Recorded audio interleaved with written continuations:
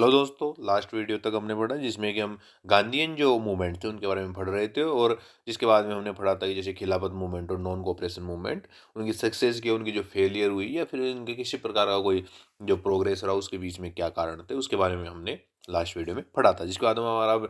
आज पढ़ेंगे हमारा नेक्स्ट चैप्टर चैप्टर 17 जो कि है emergence of Swaraj, socialist ideas and revolutionary activities and other new forces. तो क्या क्या जो नई चीज़ें जो पनपी उस समय,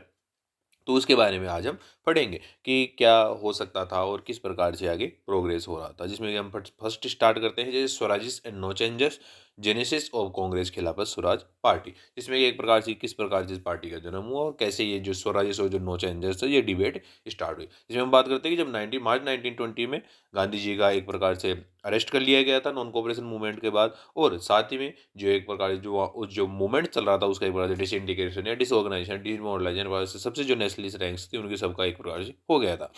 और जो कांग्रेस पार्टी थी वो दो सेक्शंस में डिवाइड हो गई, जिसमें फर्स्ट सेक्शन था वो एक प्रकार से सी आर दास, मोतीलाल नेहरू और अजमल खान के अंडर में था। और वो चाहते थे कि जो बॉयकॉट है लेजिस्लेटिव काउंसिल्स का उसको एंड किया जाए और साथ ही में अब जो लेजिस्लेटिव काउंसिल्स है उनमें एंट्री ली जाए और वहाँ पे जाके एक प्रकार से डेडलॉक्स वगैरह क्रिएट किए जाए और जो एक प्रकार से जो वर्किंग चल रही है उनकी उसको एक प्रकार से स्टॉप किया जाए। तो और एक प्रकार से उनको स्वराजिस नाम से जाना गया। और साथ ही में अगर हम बात करें सेकंड एक सेक्शन बना वो बना श्री राजगोपालाचारी,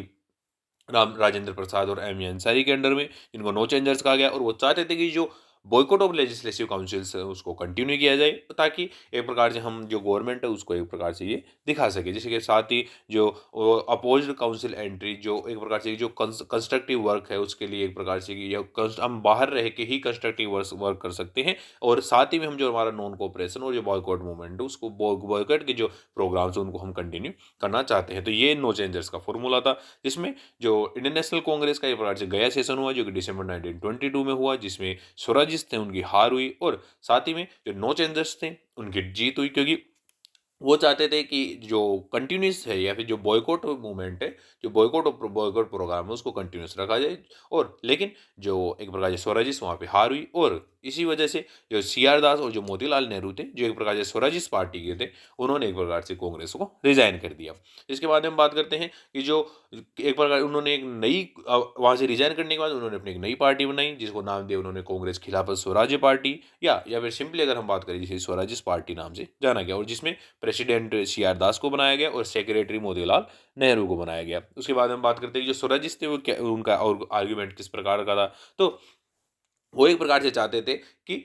एक नए जो फ्रंट को स्टार्ट किया जाए ताकि काउंसिल्स में एंट्री लेने के बाद में हम नए फ्रंट को स्टार्ट कर सकते हैं। हम वहाँ पे जाके बहुत प्रकार से जो डेड लोग है वो क्रिएट कर सकते हैं। हम उनकी जो प्रोग्रामिंग है उसके अंदर हम डिफेक्ट पैदा कर सकते हैं। तो इसी प्रकार से वो चाहते थे, ये सूरज का आर्ग्यूमेंट था। और एक प्रकार से वो चाहते थे जो हमारा जो पॉलिटिकल वैक्यूम चल रहा है इसको भी हम एक प्रकार से खत्म कर सकते हैं। जिसके बाद में काउंसिल्स को एक प्रकार से हम यूज कर सकते हैं एक पॉलिटिकल स्ट्रगल के लिए, जिससे कि हम आगे वर्क कर सकें और एक प्रकार से जो लेजिस्लेटिव काउंसिल है उसकी वर्किंग के ऊपर भी हम डिफेक्ट डाल सकें। जिसके बाद हम बात करते हैं नो चेंजर्स का आर्गुमेंट क्या था कि जो पार्लियामेंट्री वर्क है वो एक प्रकार से एक कंस्ट्रक्टिव वर्क के रूप में नहीं कार्य कर पाएंगे। हम पार्लियामेंट्री वर्क के अंडर में रह के हम एक प्रकार से कंस्ट्रक्टिव वर्क के रूप में काम कार्य नहीं कर पाएंगे। जबकि अगर हम पार्लियामेंट से दूर रहेंगे, हमारे जो काउंसिल्स हैं उनसे दूर रहेंगे, तो इस वजह से हम कंस्ट्रक्टिव वर्क कर सकते हैं हमारे पीपल्स के लिए। और साथ ही में जो वो चाहते थे कि अगर हम काउंसिल्स में एंट्री ले लेंगे तो हमारी जो रिवॉल्यूशनरी जील है और उसके उससे हम दूर हो जाएंगे, या फिर हमारे रिवॉल्यूशनरीज हैं उससे हम दूर हो जाएंगे। और साथ ही में हमारे अंदर जो पॉलिटिकल करप्शन है वो एक प्रकार से पैदा हो जाएगा। जिसके बाद हम बात करते हैं एग्री टू डिसएग्री, जिसमें कि जो कांग्रेस थे वो एक प्रकार से कांग्रेस के जो मेन लीडर्स थे वो चाहते थे कि जो 1907 में हुई थी सूरत स्प्लिट, तो उस प्रकार की स्प्लिट दोबारा से ना हो। इसलिए उन्होंने एक प्रकार से गांधी जी की लीडरशिप ली और साथ में एक कॉम्प्रोमाइज भी है जो कि सितंबर 1923 में एक प्रकार से कॉम्प्रोमाइज है जो कि दिल्ली में हुआ था, जिसमें कि स्वराजिस को इलेक्शंस में पार्ट लेने के लिए अलाउ कर दिया गया, जिसमें कि कांग्रेस ने उनको अलाउ कर दिया। और इस वजह से इलेक्शन हुए, जो नवंबर 1923 में इलेक्शंस हुए उसमें स्वराजिस पार्टी थी, उसने इसमें इलेक्शंस में पार्टिसिपेट किया और साथ ही में उन्होंने अपना एक मैनिफेस्टो भी जारी किया, जिसमें कि उन्होंने अपने स्वराजिस मैनिफेस्टो फॉर इलेक्शंस, जिसमें कि उन्होंने अक्टूबर 1923 में ये अपना मैनिफेस्टो जारी किया, जिसमें उन्होंने अपने एंटी इंपेरियलिस्टिक लाइन के ऊपर ही एक प्रकार से इसको मेनली फोकस किया, जिसमें उनका सबसे फर्स्ट था कि ब्रिटिश सेल्फिश इंटरेस्ट है कि ब्रिटिशर्स केवल खुद के लिए वर्क कर रहे हैं। साथ ही में रिफॉर्म्स डाइवर्टिंग इंडियंस, जो एक प्रकार कई प्रकार के जो कॉन्स्टिट्यूशनल रिफॉर्म्स लाए जा रहे हैं वो एक प्रकार से इंडियंस को डाइवर्ट किए जा रहे हैं, ताकि वो एक प्रकार से इंडियंस को समझ में ना बैठ सके और जो अपना है वो टाइम आगे वो कंज्यूम करते रहें। उसी के साथ हम बात करें थर्ड पॉइंट की, वो है सेल्फ गवर्नमेंट डिमांड, कि हमें तो सिर्फ हमारा स्वराज चाहिए। उसके बाद हम फोर्थ बात करते हैं, वो ऑब्स्ट्रक्ट काउंसिल वर्क, जो काउंसिल्स के अंदर वर्क चल रहा है उसको ऑब्स्ट्रक्ट किया जाए। हमें और कुछ भी नहीं करना है, हमें साथ में जो वहाँ पे जो लॉज पास होते हैं उनको एक प्रकार से रोकना है, हम वहाँ पे किसी प्रकार से वो क्रिएट नहीं होने देते, और साथ ही में क्रिएटिंग डेड लॉक। तो इस प्रकार से उन्होंने अपना मैनिफेस्टो जारी किया, और साथ ही में इसके पीछे गांधी जी का एटीट्यूड किस प्रकार का था, तो उसके बारे में हम देखते हैं कि जो गांधी जी थे उन्होंने इनिशियली जो स्वराजिस्ट थे उनको अपोज किया, क्योंकि वो बिल्कुल भी नहीं चाहते कि काउंसिल्स में एंट्री ली जाए। लेकिन फिर धीरे धीरे वो एक प्रकार से इनके साथ आने लगे, और उनको अब फरवरी 1924 में जेल से भी रिलीज कर दिया गया था। उसके बाद में जब इलेक्शंस हुआ, तो इलेक्शंस में जो नवंबर 1923 में जो इलेक्शंस हुए उसमें स्वराजिस्ट ने 42 सीटें जीती, 141 सीटों में, टोटल 141 सीटों में से 42 सीटें स्वराजिस्ट ने जीती, और साथ ही वो क्लियर मेजोरिटी में है, जिसमें कि जो सेंट्रल प्रोविंस था उसकी उसकी प्रोविंशियल प्रोविंशियल जो असेंबली थी उसके इलेक्शंस में उन्होंने क्लियर मेजोरिटी प्राप्त की। और साथ ही में कुछ इंडिपेंडेंट कैंडिडेट्स भी जीते, जैसे कि मोहम्मद अली जिन्ना और मदन मोहन मालवीय, तो इन्होंने भी जीत हासिल की। और साथ ही में अगर हम बात करें कि इनके बीच में अरेंजमेंट अगर किया गया, तो उसमें जो 1924 में बेलगाम सेशन में किया गया, जिसमें गांधी जी को एज ए प्रेसिडेंट रखा गया, और गांधी जी ये सेशन हुआ जिसमें फर्स्ट और लास्ट टाइम उन्होंने जो कांग्रेस की प्रेसिडेंसीशिप थी वो ली। इसके बाद हम बात करते हैं जो स्वराजिस्ट एक्टिविटी इन काउंसिल की, स्वराजिस्ट ने काउंसिल्स के अंदर किस प्रकार के वर्क्स किए और कैसे उन्होंने जो वर्किंग थी वहाँ की उसको ऑब्स्ट्रक्ट किया। जब काउंसिल में स्वराजिस्ट ने एंट्री ली, तो उसी के साथ साथ उनकी वीकनेसेस भी सामने आने लगी, क्योंकि उनके बीच में कम्युनल राइट्स होने लगे, और साथ ही में जो स्वराजिस्ट थे उनके बीच में ही एक प्रकार से स्प्लिट हो गई। तो इस वजह से उनकी वीकनेसेस उनको काफ़ी ज़्यादा परेशान करने लगी, और इस वजह से जब वीकनेसेस क्रिएट हुई और जो स्प्लिट पैदा हुई, तो ये एक प्रकार से गवर्नमेंट की स्ट्रेटेजी भी इसमें सक्सेसफुल हुई, और साथ ही में जो मुस्लिम्स थे उन्होंने भी स्वराजिस्ट से अपना सपोर्ट हटा लिया। और अगर हम सबसे मेन बात करें, जिसके प्रेसिडेंट थे स्वराजिस्ट के, वो थे सी आर दास, उनकी भी डेथ हो चुकी है 1925 तक, इसमें उनकी भी डेथ हो गई थी। और इसके बाद में अगर हम बात करें जो रेस्पॉन्सिबिलिटी स्वराजिस्ट के अंदर, जैसे कि लाला लाजपत राय, मदन मोहन मालवीय, एनसी केलकर, इन्होंने भी एक प्रकार से गवर्नमेंट को कोऑपरेशन करने के लिए एडवोकेट किया कि हमें गवर्नमेंट के साथ कोऑपरेशन करना चाहिए, हमें किसी प्रकार से जो वर्किंग हो उसको ऑब्स्ट्रक्ट नहीं करना चाहिए। और साथ ही में जो मुस्लिम कम्युनलिस्ट थे उन्होंने एक प्रकार से जो स्वराजिस्ट थे उनको एंटी मुस्लिम कहा, कि एक प्रकार से एंटी मुस्लिम वर्किंग कर रहे हैं, हमें इनका सपोर्ट नहीं करना चाहिए। जिसके बाद हम बात करते हैं तो 1930 स्वराजिस्ट वॉकड आउट। फाइनली जो स्वराजिस्ट थे वो एक प्रकार से बाहर आए, और उसमें जो इंडियन नेशनल कांग्रेस का लाहौर सेशन हुआ उसमें उन्होंने डिमांड की पूर्ण स्वराज की, कि हमें अब पूर्ण स्वराज ही चाहिए। जिसके बाद में अगर हम बात करें कि अचीवमेंट्स किस प्रकार के रहे, तो एक प्रकार से वो जो बजटरी ग्रांट्स होते थे, जो एडजमेंट मोशन होते थे, इनमें क्लियर करने के लिए वो एक प्रकार से कि बहुत सी प्रॉब्लम्स क्रिएट कर रहे थे। और साथ ही में उन्होंने जो वहाँ पे जाके self government, civil liberties, industrialisation की डिमांड की, कि जो काउंसिल्स में जाके उन्होंने ये कहा कि हमें सेल्फ गवर्नमेंट चाहिए, हमें सिविल लिबर्टीज चाहिए, हमें इंडस्ट्रियलाइजेशन चाहिए। और साथ ही में अगर हम बात करें, जो विट्ठल भाई पटेल थे उनको जो सेंट्रल लेजिस्लेटिव असेंबली थी उसके एक प्रकार से स्पीकर भी नियुक्त किया गया था 1925 में। जिसके बाद हम बात करते हैं कि जो पब्लिक सेफ्टी बिल आया जो कि 1928 में आया था, उसकी भी इसमें डिफीट होने में इनका काफ़ी ज़्यादा हाथ था। और साथ ही में अगर हम बात करें जो पॉलिटिकली वैक्यूम चल रहा था वो भी एक प्रकार से फिल कर दिया गया था। जिसके बाद हम बात करते हैं कि जो मॉन्टफोर्ट रिफॉर्म्स थी उसकी जो कमजोरियाँ थी वो भी सामने लाई गई, और एक प्रकार से जो काउंसिल्स को एक प्रकार से क्रिएटिवली जो यूज किया गया था, ताकि हम काउंसिल्स के यूज से आगे प्रोग्रेस करवा सके। जिसके बाद हम बात करते हैं इसके ड्रॉबैक्स क्या रहे इसमें, कि जो एक प्रकार की जो policy of coordinate with their, मतलब एक पॉलिसी, किसी प्रकार की जो पॉलिसी नहीं चल रही थी जिसमें कोई जो मिलिटेंसी चल रही थी उसको कंट्रोल किया जा सके। और साथ ही में जो ओब्स्ट्रक्शनिस्ट स्ट्रेटेजी थी उसके भी एक प्रकार से लिमिटेशंस थी, कि कब तक आप किसी भी एक लॉ को या किसी भी एक एक्ट को पास होने के लिए स्टॉप कर सकते हैं, तो उसके पीछे भी एक लिमिटेशंस होती थी। कब एक फिक्स टाइम होता है, आप इतनी ही बार एक को कंट्रोल कर सकते हैं, तो ज़्यादा कंट्रोल नहीं कर पा रहे थे। जिसके साथ में जो कोalition पार्टनर्स थे वो भी एक प्रकार से प्रॉब्लम्स में थे, क्योंकि कुछ इंडिपेंडेंट भी जीत के आए थे, तो वो भी एक प्रकार से प्रॉब्लम क्रिएट कर रहे थे। और साथ ही में जो पक्ष और जो प्रिविलेज थे